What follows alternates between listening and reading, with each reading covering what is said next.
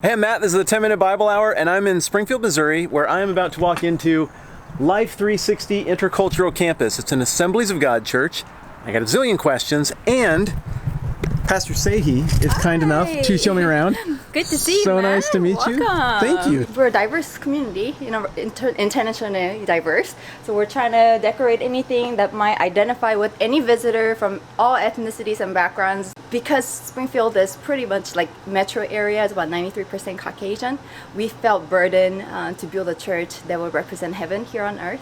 And so we're intentionally building bridges between Christ community and cultures.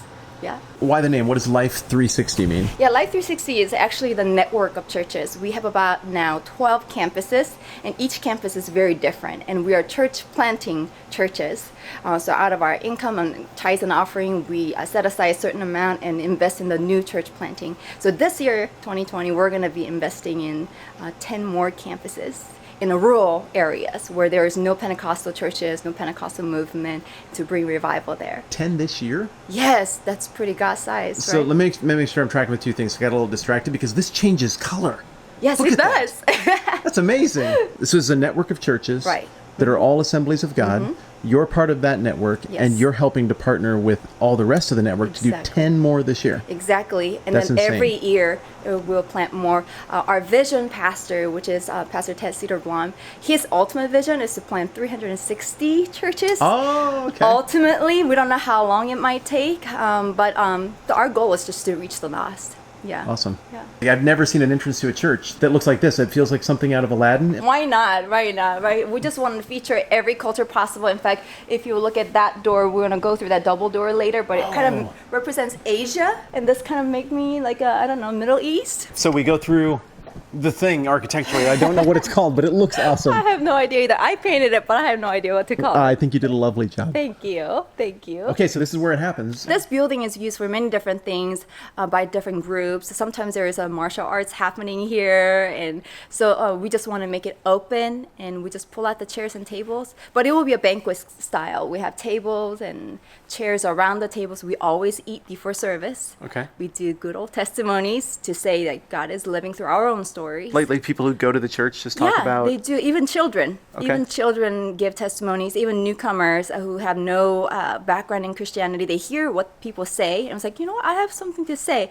Turns out it's not really a testimony. They're just kind of telling us what happened in their life, but we just encourage it. Like, hey, why not? You feel free to share what God wants you to share. Yeah. Is this how you guys do offerings? Actually, this is for people that are shy and don't want to go to the front. And if you look at the front, there's two buckets. One's for offering and there's a missions bucket. Okay. And so we encourage people to come and dance to the floor, and say, give joyful offering. We encourage people. Some people can dance, some people try, some people don't. It's okay. The point is you just do it. I could totally do it. Let me see. No, I can't do it. It's a disaster.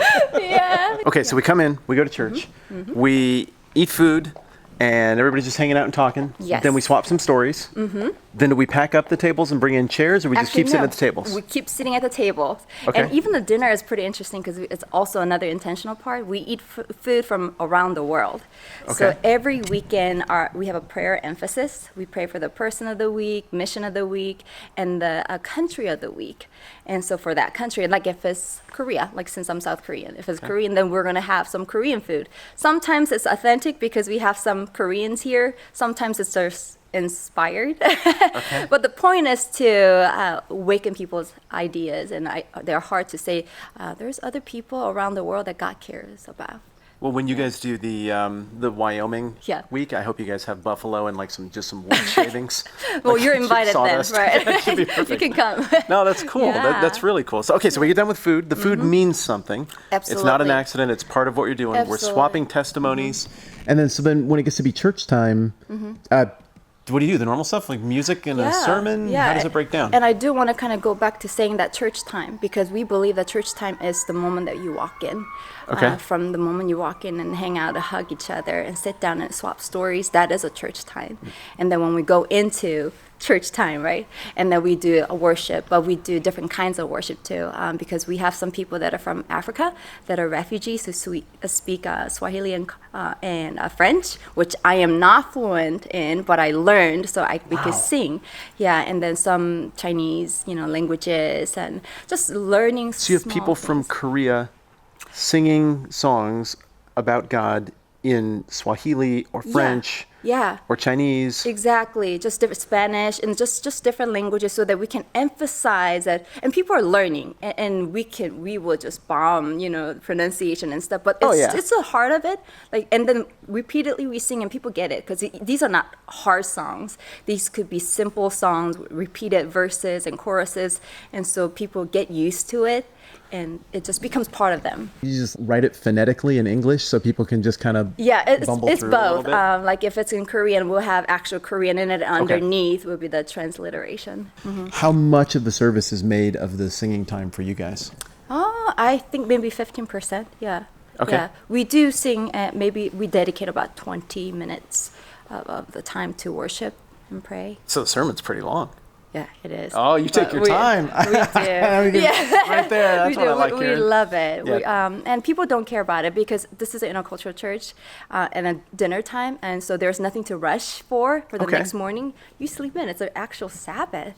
Oh, yeah? Yeah. And so we focus on fellowship and word. And a lot of the non-Western cultures, they're not time-oriented. They're more people-oriented. So it works out for us, our culture. So people are at church for 2 hours, 3 hours? Oh yeah, and easily 2 hours, because first hour is eating and testimony time, and then the next hour will be a worship and the word, and then after we dismiss, we clean together, because there's another church that comes here. It's a Nigerian church that we're helping build, and so they come, and then it's part of it is also worship. We say we worship by sweeping the floor. Even though we will announce that we start at 5, it's actually 5-ish. We start around 5:15.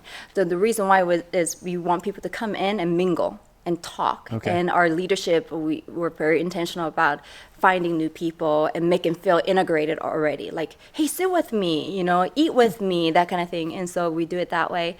So 5:15-ish, we'll go and say, hey, welcome, let's pray, and then we'll eat. Yeah. Okay. We have people from Saudi Arabia too, and their time can be 2-3 hours later, but they do come. So you have people from Saudi Arabia, which I think, generally speaking, people think of as being a pretty Muslim country, as that's where it started and everything. Yes.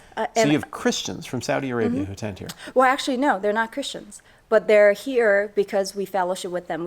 We're friends with them. And oftentimes we meet outside the church, connect with them outside and hang out. And then eventually when we have church functions, they come and start meeting us. And then that's how we introduce them to church. We don't bring them to church right away. We just build bridge outside the church first through relationships. Do you mind if we sit for just a second? Is that all right? I don't know. Let's sit. What do you hope happens in your community or in the lives of the people who come because this church exists? Just loving God and loving others. If you love God, Matt, you cannot not love what he loves, and that's people. That really is. You love people from all walks of life, all different backgrounds, language, cultures, different colors. I think it's so beautiful. I have 3 children that are 15 and 13 and 8, and they're biracial, half Hispanic and half Korean. We have a lot of halfy kids, that's what we call them. And when I see them coming and worshiping and holding hands with people, other children from different backgrounds, and there's no walls. There's no walls to tear down if we don't build it up. So I feel like by doing church like this, even though it's unique and different, it really does mirror God's heart. And my hope is that at all the churches or in my town and around this nation and the world will have some element of loving all nations. Because what's the point of the gospel if we don't have different people in our churches, Thank you for doing Christianity in such a way that it makes you love people who are like you and who are different from you. God and is making good. the effort with others. God's so good, Matt. Thank you for showing me around. It's moving and it's awesome. I appreciate you. Thank you. God bless you. All right. Thanks, Saehee. Yes. I got 3 quick observations that I want to make about what we just did together there. One, I love the building. Here's some video of me walking around outside so you can see what the neighborhood is like. I'll just paraphrase what I was saying into the camera. The neighborhood is modest, but that's awesome because if somebody is on a tight budget and they're making that incredibly difficult jump from one culture to a brand new culture, their first landing spot when they get here, when they get to Springfield, Missouri, where all this is happening, is probably going to be a bit modest, and that's okay. You should have a church in that neighborhood. Nice job. Further, you go inside and you saw all the art and the beauty and the effort and the thoughtfulness that was put in to making people feel at home and including these elements from other parts of the world to communicate the gospel is for everybody. We get this at this church, and we want you to be a part of this community. Everything about it communicates and is in keeping with the theology that the people inside believe. And I think that is the mark of a great church facility. The ones that are weird to me, and I probably won't do any videos about those because I don't want to make anybody feel bad, are the ones where you got this one theology over here, but your building says something completely different. A Catholic church, a big cathedral, does a great job of communicating the theology inside. But I'm not sure it does a better job than what we just saw here. I think they're equally awesome in using their space to say what they think. Second observation. I love the impulse of this church to go outside their own circles and reach people who look different and sound different. This is not a product of 21st century wokeism or internet activism or any of those things. This is a much older impulse than that. In fact, it's one that goes all the way back to the beginning of the Bible. I mean, God made that covenant with Abraham to initiate his chosen people. And he says all this stuff that's about Abraham. I'm going to make you a great nation. You're going to have all these descendants. It's cool. Then you get to the end of that, and the reason why is the last thing that God says in that covenant is you're going to be a blessing to all the nations. All the nations will be blessed through you. This redemption thing was always meant for everybody. And anytime in the Bible, people try to enclave up and be like, oh, we're the ones who have the secret stuff about God. God blows that up and even miraculously pushes the message of the kingdom, of the redemption, the redemptive work of God out into the larger world again and again and again. This church is doing that. They get that this message cannot be enclaved up. If you really think it, if you really believe what they believe, there's life in these words, that there's redemption and hope in these words, that if you've been given something, you got to give that away to other people, then I guess you do something like what they're doing. And that, I'm going to use this word 2 or 3 more times, is very humbling to me. And it really gave me stuff to think about. A third observation is I'm so dang impressed with Pastor Saehee herself. We didn't talk theology or church history in this video because, well, I'd heard about what the church was and what she was doing, and I wanted to focus on that. Plus, I'm going to do a couple more videos on Assemblies of God, and I'm going to sit down with the president of the denomination in 2 videos, and I'll pick his brain about all the church history, theology stuff. But this lady is so focused, so selfless and humble and driven and willing to invest all of her time, energy, relationships, everything about her into this task of showing the love of God, of building a community of faith for people who aren't like her. And I say it's humbling in part because my theology has not produced that in me to the same degree that it has produced it in her. I bring that up because my theology is not the same as hers. I'm not a part of the Pentecostal branch of the Christian family tree.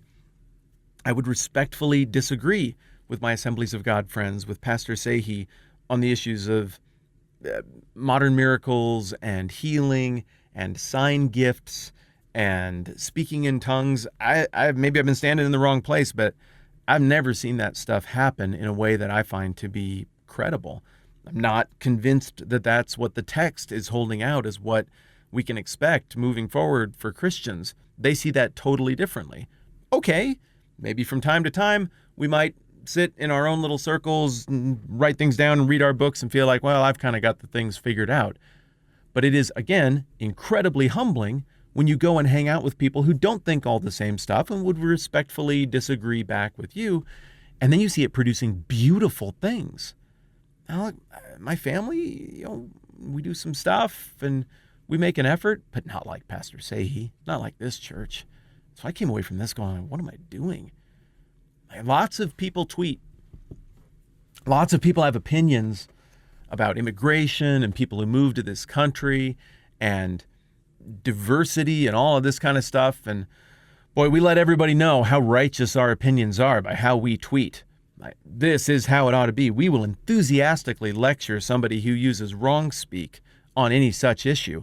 And we will pound the table in our tweets and our Facebook posts to make sure other people go out and harness the force of government to make this thing work better. And okay, maybe that's great, but I think what Pastor Saehee is doing is worth a lot more than those tweets.